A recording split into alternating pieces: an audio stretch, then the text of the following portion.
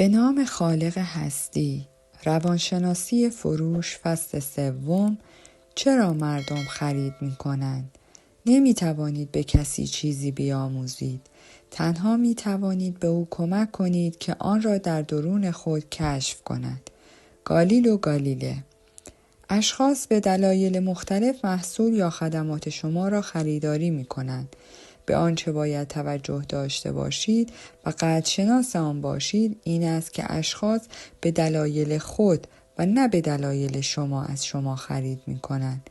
یکی از بزرگترین اشتباهاتی که اشخاص آماتور مرتکب می شوند این است که از خریداران می خواهند با توجه به دلایلی که آنها ذکر می کنند اقدام به خرید نمایند و نه به دلایلی که خودشان ترجیح و تشخیص می دهند. یکی از مهمترین بخش‌های فروش، چیزی که همه فروش به آن بستگی دارد، توانایی شما در شناسایی دقیق و درست نیازهای خریداران است. باید در هر زمان لازم را صرف کنید و هر تعداد سوال لازم را بکنید تا بدانید که چرا این خریدار به کالای شما نیاز دارد. اگر نتوانید نیازهای خریدار را به درستی ارزیابی کنید، فرایند فروش متوقف می شود. انگیزه اولیه. به عنوان یک اصل کلی، هر اقدام انسان به منظور رسیدن به نوعی از بهبود است. اشخاص از آن جهت کالاها و خدمات شما را خریداری می کنند زیرا احساس می کنند با این کار در شرایط بهتری قرار می گیرند. نه تنها احساس می کنند در شرایط بهتری قرار می گیرند بلکه احساس می کنند اگر به جای دیگران از شما خرید کنند اقدامی به سوی خود انجام دادند. هر خریدار در برخورد با پیشنهاد فروش 3 امکان انتخاب دارد. می تواند از شما بخرد، می تواند از شخصی دیگر بخرد و یا اصولا خرید نکند. وظیفه و کار شما باید این باشد کاری کنید که خریدار بخواهد از شما خرید کند. علاوه بر این، خریدار با خریدی که از شما می کند باید در شرایط بهتری قرار بگیرد.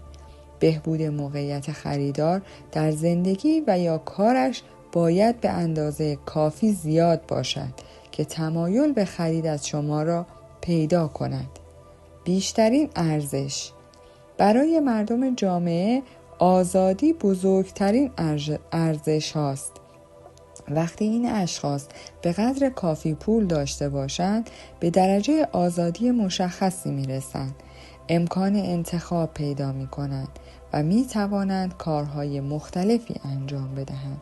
این میل به آزادی دلیل اصلی آن است که اشخاص نخواهند از پول خود فاصله بگیرند.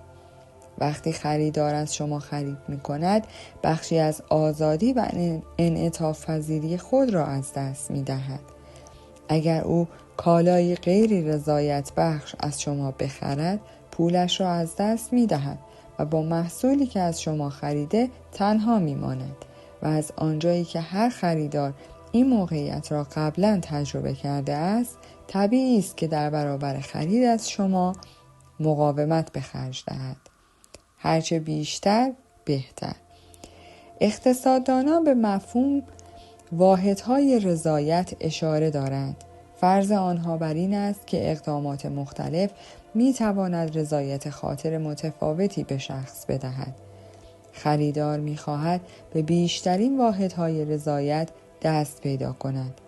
می خواهد به لحاظ فیزیکی، احساسی و حتی معنوی در شرایط بهتری قرار بگیرد. او می‌خواهد به انواع و اقسام راه‌ها راضی‌تر باشد. هرچه کالا یا خدمات شما او را راضی‌تر کند، از شما راحت‌تر خرید خواهد کرد. ارزش‌های احساسی و عاطفی. هر کس انگیزه‌های خرید متفاوتی دارد. یکی از نکات مهمی که باید به آن توجه داشت، شرایط روانی یا ارزش‌های احساسی و عاطفی است. اینها ارزش‌های نامرئی و ناملموسی هستند که به یک محصول یا خدمت وابسته‌اند و سبب می‌شوند که کالا یا محصول در نظر خریدار مطلوب‌تر ظاهر شود. برای مثال، اغلب فروشندگان سعی می‌کنند مشتریان را متقاعد سازند که کالای آنها را خریداری کنند و می‌گویند که محصول آنها ارزان‌تر قیمت را در بازار دارد. اما در اغلب مواقع مشتری با نام یا شهرت شرکتی که محصولش را می‌فروشد توجه بیشتری می‌کند. او ترجیح می‌دهد کالایی را بخرد که بهتر شناخته شده است، حتی اگر این کار هزینه بیشتری تولید کند. دیگران چگونه احساس می‌کنند؟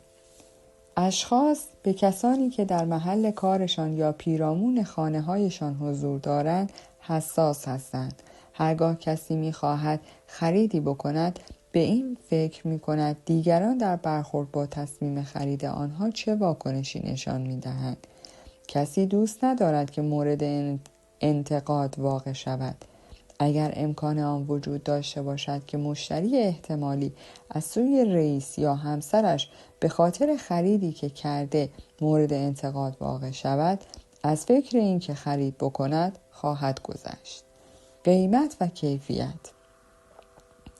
اغلب فروشندگان از کلمه قیمت و کیفیت به گونه‌ای حرف می‌زنند که اینها دلیل خرید مردم هستند. در بازار رقابت‌آمیز روزگار ما فرض بر این است که قیمت محصول به درستی انتخاب شده و کالا از کیفیت مطلوب برخوردار است. فرض بر این است که اگر جز این باشد، اصولاً محصولی به بازار عرضه نمی شود. گفتن به مشتری که باید به خاطر قیمت یا کیفیت محصول شما را بخرد، درست شبیه به این است که بگوییم مشتری باید کالای شما را بخرد، زیرا این کالا را به او تحویل خواهید داد. این هرگز دلیلی برای خرید نیست. شناسایی نیازها. فروش حرفه‌ای یا تحلیل نیازها شروع می شود. تا زمانی که به اندازه کافی سوال نکنید و به جوابها به دقت گوش ندهید، نمی توانید کالای خود را به فروش برسانید. تنها این گونه است که می توانید نیاز مشتری را با فروختن کالای خود برطرف سازید. پس از اطلاع از نیازهای اصلی و خواسته های مشتریان، می توانید ارائه محصول خود را به گونه‌ای اجرا کنید که مشتری بداند با خرید کالای شما نیازش برطرف می شود. آنچه هست در برابر آنچه انجام می دهد. شاید مهمترین نکته در تحلیل نیازها توجه کردن به تفاوت میان آنچه محصول شما هست و آن کاری است که محصول شما انجام می دهد. اغلب فروشندگان به این که محصولشان چیست توجه دارند. به این می‌پردازند که کالای آنها چگونه ساخته شده است. به همین دلیل وقتی با مشتری صحبت می‌کنند تنها به این نکات می‌پردازند. اما برای مشتری مهم نیست که کالای شما چیست و چگونه است. برای او مهم این است که کالای شما برای او چه کاری انجام می‌دهد. برای همه خریداران این موضوع مطرح است که خرید این کالا برای من چه سودی دارد. پس نتیجه می‌گیریم برای مشتری مهم نیست که کالای شما چیست و چگونه است. برای او مهم این است که کالای شما برای او چه کاری انجام خواهد داد. دلایل احساسی در برابر دلایل عملی. بعضی از فروشندگان بیمه به قیمت بیمه در مقایسه با قیمت بیمه‌های رقیب توجه می‌کنند. درباره بزرگی، اشتهار شرکت، حتی پرداخت‌های ماهیانه و نقشی که بیمه عمر در برنامه‌ریزی مالی دارد اشاره می‌کنند. اینها جملگی مهم هستند، اما اینها دلایلی نیستند که مشتری را به خرید بیمه عمر تشویق کنند. او بیمه عمر را به خاطر آرامش ذهن خود خریداری می کند. یکی از فروشندگان بزرگ بیمه عمر در کشور به من گفت وقتی با یک مشتری احتمالی تماس می گیرد از او سوال کوچکی می کند و آن سوال این است: آیا در قبال خانوادت احساس مسئولیت می کنی؟ اگر اتفاقی برایت بیفتد؟ اگر مشتری احتمالی بلافاصله به این سوال جواب مثبت ندهد، او وقتی را صرف آن نمی کند که این شخص را به خرید بیمه عمر ترغیب کند. او به این نتیجه رسیده اگر کسی در قبال خانواده خود احساس مسئولیت نکند، به بیمه عمر برای آنکه اگر حادثه‌ای برای او بروز کرد خانواده‌اش را تأمین کند بی علاقه است. به همین شکل شما هر کالا یا خدمتی را که بفروشید باید ابتدا بدانید آیا محصول شما به قدر کافی برای خریدار مهم است که او متقاضی خرید کالای شما شود. 2 انگیزه عمده. 2 دلیل اصلی برای خرید کردن یا نکردن اشخاص میل به سود بردن و ترس از ضرر کردن است. میل به سود بردن به معنای قرار گرفتن در شرایط بهتر است. بنابراین اولین وظیفه شما این است که خریدار احتمالی را متقاعد کنید که اگر کالا یا خدمات پیشنهادی شما را بخرد تا چه اندازه و در چه شرایط بهتری قرار می‌گیرد. انگیزه دوم ترس از ضرر کردن است. همانطور که قبلا توضیح دادیم، خریداران از خرید اشتباه می‌ترسند و می‌ترسند کالایی را بخرند که به آنها احتیاجی ندارند. در اینجا به کشف مهمی نائل می‌شویم. میل به سود بردن از قدرت انگیزه‌ای برابر 1 برخوردار است، اما ترس از زیان دیدن و ضرر کردن از قدرت انگیزه منفی به اندازه 2.5 برخوردار است. به عبارت دیگر، ترس از ضرر کردن 2.5 برابر قدرتمندتر از میل به دست آوردن است. اگر اشخاص احساس کنند ممکن است چیزی را با خرید نکردن از دست بدهند، با احتمال بسیار بیشتری اقدام به خرید می کنند. هر دو را مطرح سازید. بنابراین بهترین فروشندگان از یک سو تاکید بر فایده خرید محصول خود می کنند و از سوی دیگر به مشتری بالقوه می گویند اگر خرید نکند چه مشکلاتی ممکن است برایش پیش بیاید. برای مثال، برای فروش یک اتومبیل می توانید بگویید که این اتومبیل چقدر زیباست، چقدر خوب حرکت می کند. اگر مشتری بالقوه از اتومبیل شما خوشش آمد، با این حال از خرید آن مردد بوده، می توانید به او بگویید تا 2 ماه دیگر این تنها اتومبیلی است که باقی مانده است و بعد اضافه کنید که قیمت این اتومبیل از 2 ماه دیگر افزایش خواهد یافت. این گونه مشتری با طیب خاطر بیشتری اقدام به خرید اتومبیل می کند. آیا می توان شما را باور کرد؟ باور کردنی بودن احتمالاً مهمترین نکته در ارائه فروش است.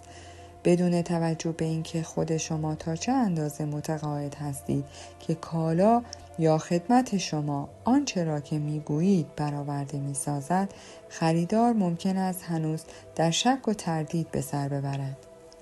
شما باید کاری کنید تا مشتری به حرف شما اعتقاد پیدا کند و شما کالایتان را به او بفروشید.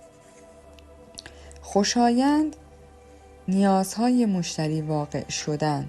هر مشتری نیازهای انسانی مشخصی دارد که او را به اقدام کردن تشویق و ترغیب می کند و از جمله این اقدام ها یکی هم خرید کردن است. باید بتوانید مهمترین نیازها و خواسته های مشتریان خود را شناسایی کنید و بعد از آن او را متقاعد سازید که اگر کالا یا خدمات شما را خریداری کند، این نیاز او مرتفع خواهد شد.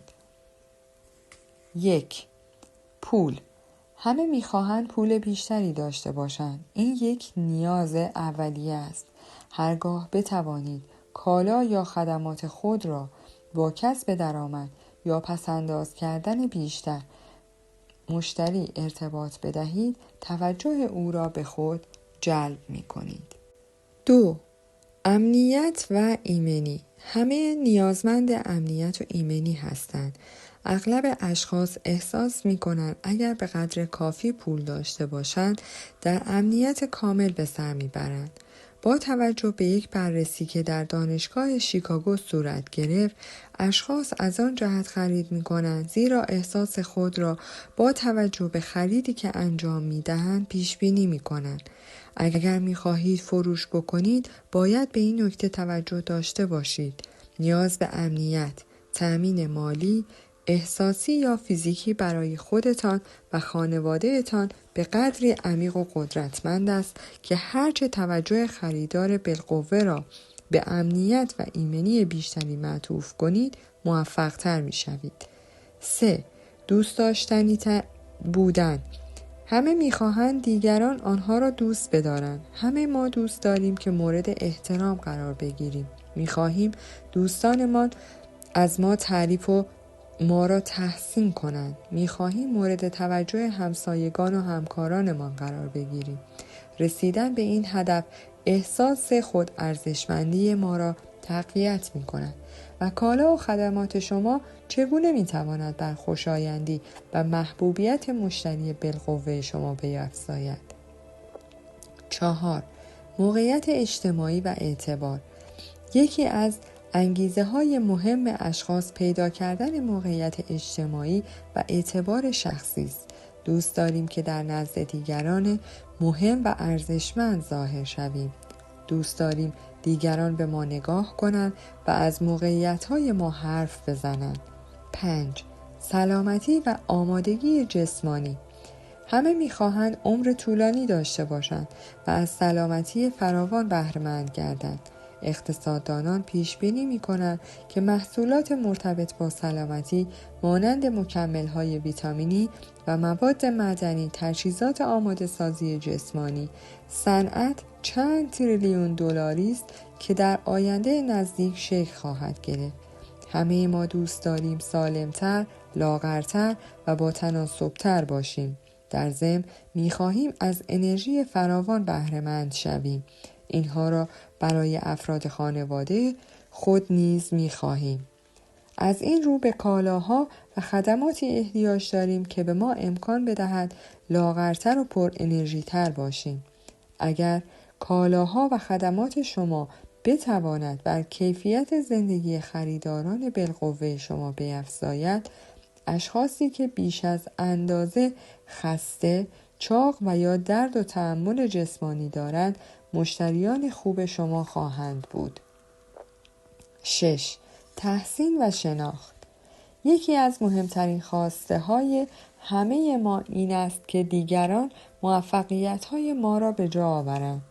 همانطور که آبراهام لینکن می گفت همه از تعریف خوششان می آید. یکی از نشانه های عزت نفس این است که شخص خود را شایسته تعریف و تمجید بدانید. وقتی کسی می شنود که از او تعریف می کند، احساس بهتری درباره خودش پیدا می کند. وقتی بتوانید محصول یا خدمت خود را به گونه‌ای ارائه دهید که خریدار احساس کند با خرید آن از شما در موقعیت بهتری قرار می گیرد، میل خرید را در او دوچندان می کنید.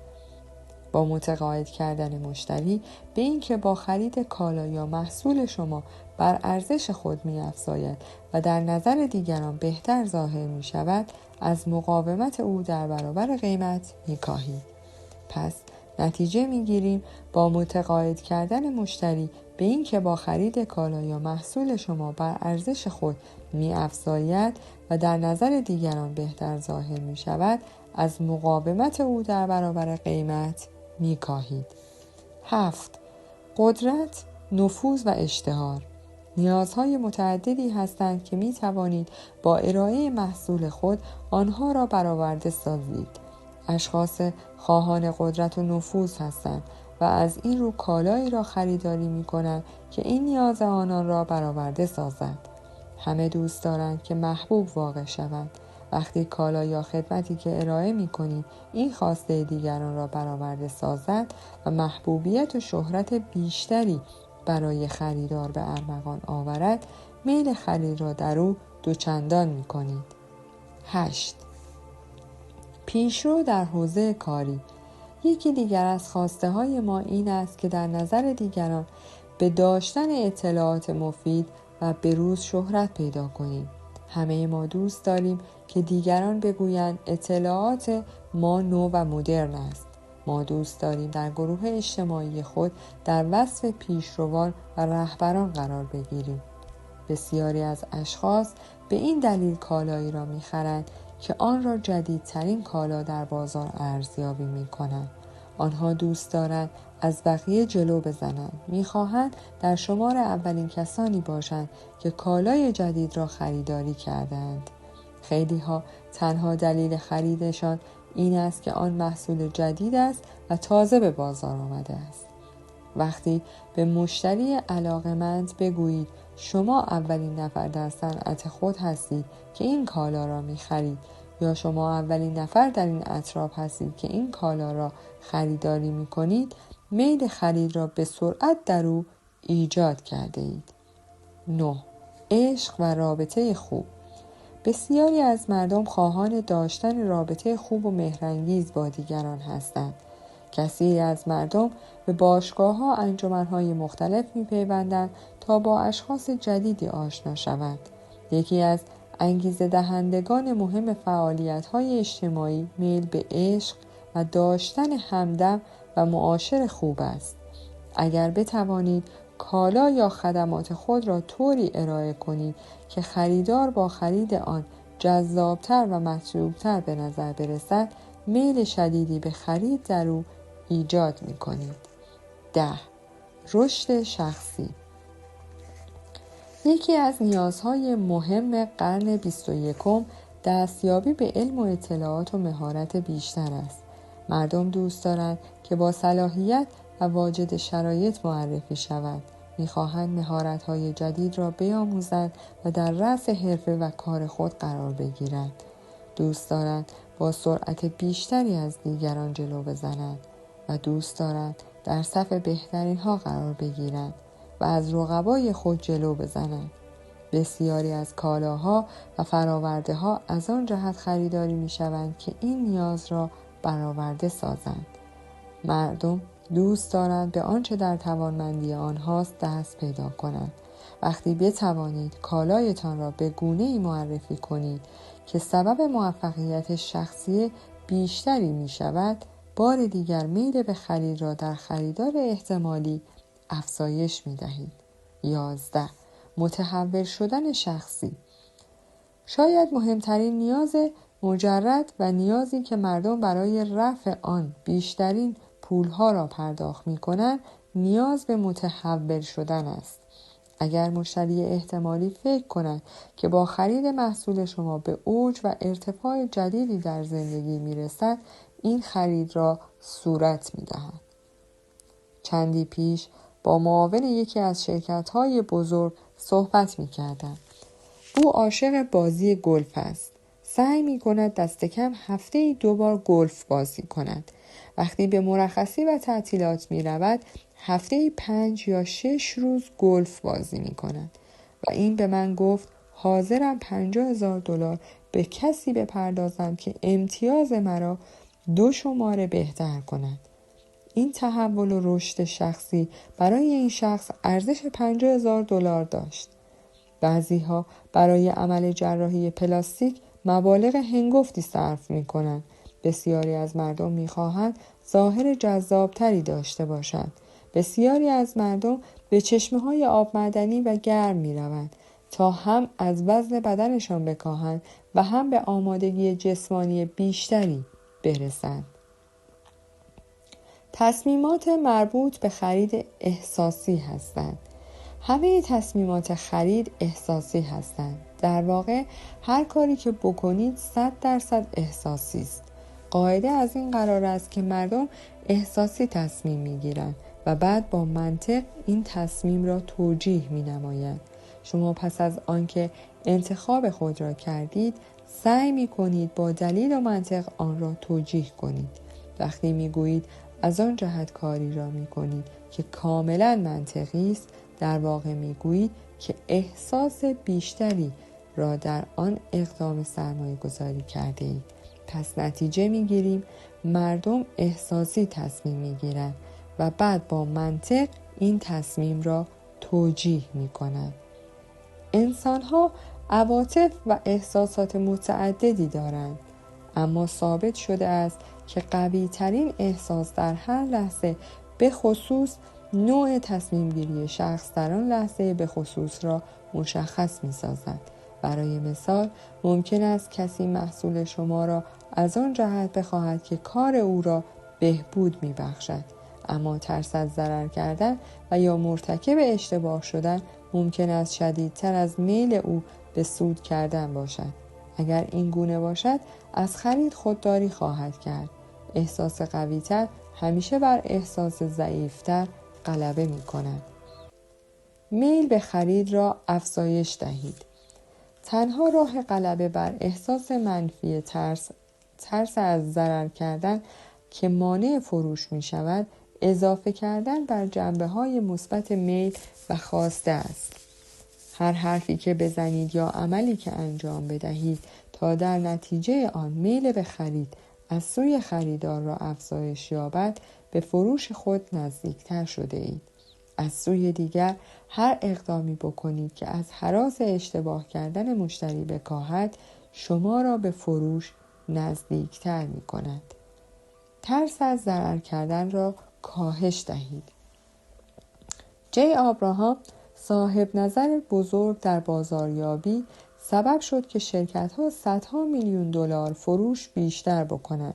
سیاستی که او از آن استفاده کرد این بود: به مشتریان و خریداران تضمین داده میشد که نه تنها اگر مشکلی پیش آمد کرد پولشان را پس میگیرند، بلکه مبلغی به عنوان پاداش و هدیه در اختیار آنها قرار میگیرد.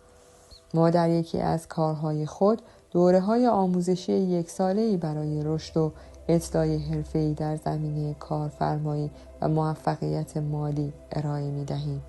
این دوره آموزشی در 52 هفته اجرا می‌شود، اما تضمین می‌کنیم که شرکت کنندگان از نتایج به دست آمده خوشحال می‌شوند و اگر نشدند می‌توانند پول خود را پس بگیرند. این اشخاص در ضمن می‌توانند کتاب‌ها، نوارها و نوارهای ویدیویی آموزشی که در اختیارشان قرار گرفته و ارزشی حدود $3000 دارد برای خود حفظ کنند. این پیشنهاد بسیار قدرتمندی است. تقاضای مهلت برای فکر کردن. وقتی مشتری احتمالی میگوید به این نیاز دارد که کمی فکر کند و بعد تصمیم بگیرد، در اصل به یکی از این 2 نکته اشاره دارد. اول، میتواند بگوید که هیچ علاقه‌ای به کالایی که شما آن را ارائه میدهید ندارد. به هر دلیل شما نتوانستید او را متقاعد کنید که اگر کالای شما را بخرد در شرایط بهتری قرار میگیرد. دلیل دومی که ممکن است کسی تصمیم گیری درباره خرید را به عقب بیندازد این است که او متقاعد نشده آنچه را که شما قول می دهید دریافت کند. او در واقع می گوید که شما به اندازه کافی به او دلایل احساسی نداده اید که تصمیم به خرید بگیرد. ترس او از ضرر کردن و یا اشتباه نمودن بیش از سود بالقوه است که با خرید محصول شما عاید خود می کند. روی ارزش متمرکز شوید. در جریان فروش ارزش همه تاکید شما باید بر تبیین ارزش‌ها و منافعی باشد که خریدار احتمالی با خرید محصول شما عاید خود می کند. به جای کاستن از قیمت و یا دادن امتیازات دیگر باید توجه خود را به ارزش سازی معطوف کنید. تنها زمانی که مشتری احساس کند ارزش کالایی که دریافت می کند به مراتب بیش از پولی است که می پردازد، تصمیم به خرید شکل می گیرد. همیشه به جای قیمت پایین‌تر به ارزش توجه کنید. فروش به واحدهای صنفی کوچک. بسیاری از فروشندگان به واحدهای صنفی کوچک و متوسط فروش می کنند. طرف آنها کارفرمایی است که به واقع کارش را شخصا شروع کرده است.